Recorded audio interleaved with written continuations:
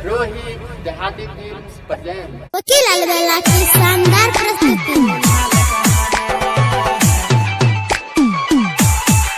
Rohit Dehati films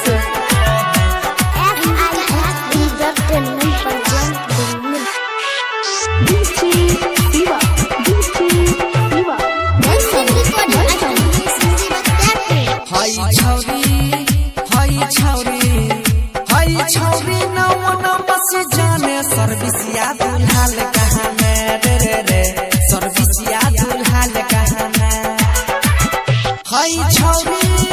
हाय छौरी हाय छौरी हाय छौरी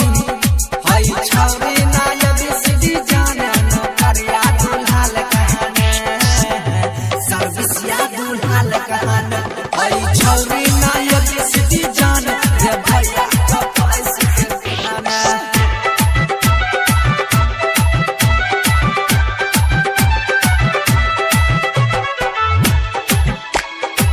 रोहित देहाती फिल्म्स